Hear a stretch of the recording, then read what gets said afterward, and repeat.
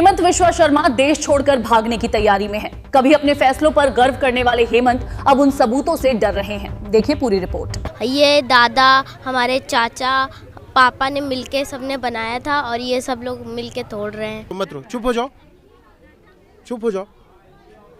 असम की राजनीति इस समय ऐसे मोड़ पर खड़ी है जहां हालात सिर्फ गर्म नहीं, विस्फोटक हो चुके हैं। जिस मुख्यमंत्री ने कभी अपने फैसलों पर गर्व किया, आज वही हेमंत बिस्वा शर्मा खुद पर घिरते सवालों और गंभीर आरोपों से बचने की कोशिश में दिखाई दे रहे हैं। विरोधी दलों का दावा है कि जिस व्यक्ति ने हजारों गरीबों को बांग्लादेशी घोषित करके उनकी जमीनें छीनी, आज वह खुद ऐसी मुसीबत में फंस चुका है कि देश छोड़कर भागने की तैयारी में है। असम में हालात तब बिगड़ने शुरू हुए जब गरीब मुसलमानों को बेदखल कर बड़े पैमाने पर जमीन खाली कराई गई।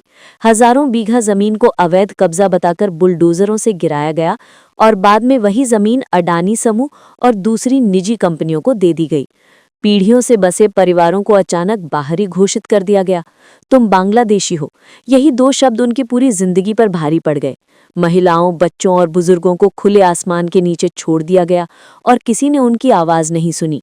सबसे चौंकाने वाली बात यह रही कि जब यह बेदखली हुई, जब सड़कें हजारों प्रदर्शनकारियों से भर गईं, तब मेनस्ट्रीम मीडिया ने लगभग पूरी तरह चुप्पी साध ली।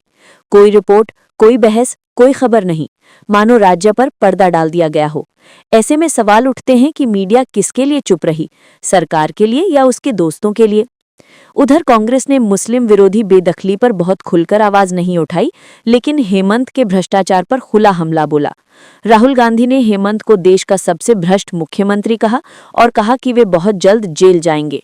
उनका बयान चर्चा में तब और आया जब केंद्रीय गृह मंत्री ने भी यह स्पष्ट नहीं कहा कि हेमंत भ्रष्ट हैं या नहीं, बल्कि सवाल को टाल दिया। गौरव गोगोई और हेमंत की तनातनी तो और भी दिलचस्प है। मुख्यमंत्री ने गोगोई पर पाकिस्तान से लिंक होने का आरोप लगाया, एसआईटी बैठाई, लेकिन जब रिपोर्ट तैयार हुई, सरकार ने उसे सार्वजनिक करने की हिम्मत तक नहीं की, क्योंकि उसमें उनके आरोपों का कोई सबूत नहीं था। 2 महीने तक जनता के दिमाग में संदेह भर दिया गया और राजनीति का मकसद भी पूरा हुआ। अब हालात बदल रहे हैं, चुनाव नजदीक हैं, मुसलमानों की राजनीति भी एकजुट हो रही है।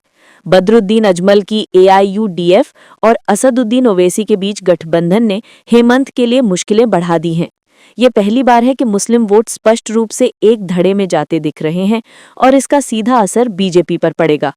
आरोप, आंदोलन और सत्ता का संघर्ष, इन सब के बीच अब सबसे बड़ा सवाल यही है, क्या हेमंत बिस्वा शर्मा इस बार सत्ता में वापस आ पाएंगे?